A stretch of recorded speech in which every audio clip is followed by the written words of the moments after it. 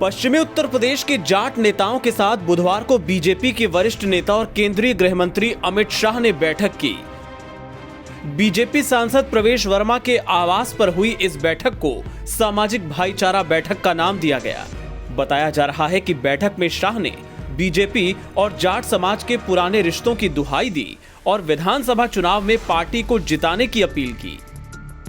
सूत्र बता रहे हैं कि इस बैठक में अमित शाह ने यह भी कहा कि राष्ट्रीय लोकदल के नेता जयंत चौधरी गलत घर में चले गए हैं।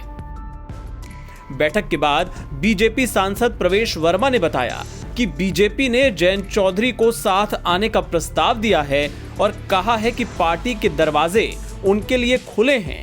चुनाव के बाद की संभावनाएं भी खुली हैं। समाज के लोग जयंत चौधरी से बात करेंगे और उनको समझाएंगे। देखिए, ये बात तय है कि भारतीय जनता पार्टी की सरकार बनेगी। जयंत चौधरी जी ने एक गलत रास्ता चुना है।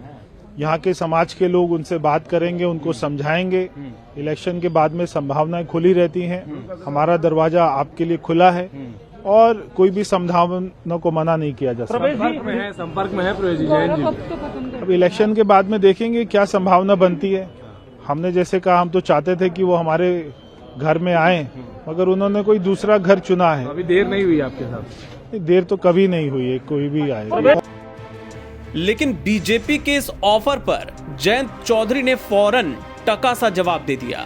बीजेपी के प्रस्ताव को ठुकराते हुए जयंत ने किसान आंदोलन की याद दिलाई और कहा कि न्योता मुझे नहीं, उन 700 से ज्यादा किसान परिवारों को दो जिनके घर आपने उजाड़ दिए। जयंत चौधरी ने ट्वीट करके ये बात कही। इसके अलावा जयंत ने कहा, छात्रों के साथ हिंसा देश के भविष्य पर वार है। कृषि आंदोलन के दौरान जिस तरह से किसानों पर अत्याचार हुआ, उसे कैसे भुलाया जा सकता है। हमने गलत राह नहीं चुनी, बल्कि इस बार उत्तर प्रदेश विधानसभा चुनाव में किसान वोट की चोट से बीजेपी को सबक सिखाने को तैयार है। जाटों को आरक्षण और भूतपूर्व प्रधानमंत्री चौधरी चरण सिंह को भारत रत्न देने की मांग पहले भी जाट समाज उठा चुका है। बावजूद इसके चौधरी चरण सिंह को भारत रत्न देने की मांग को बीजेपी सरकार ने अनसुना कर दिया।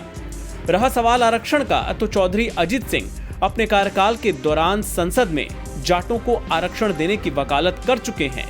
हार से घबराकर बीजेपी जाट समाज के कुछ चुनिंदा लोगों को दिल्ली बुलाकर उन्हें मनाने में जुट गई है, लेकिन जाट समाज सहित पूरी किसान बिरादरी ने बीजेपी सरकार को उखाड़ फेंकने का मन बना लिया है। आपको बता दें कि यूपी चुनाव के लिए जयंत चौधरी की पार्टी आरएलडी ने समाजवादी पार्टी से गठबंधन किया है और दोनों ही पार्टियां पश्चिमी यूपी में उम्मीदवारों के नामों का ऐलान भी कर चुकी हैं। एनबीटी ऑनलाइन की रिपोर्ट।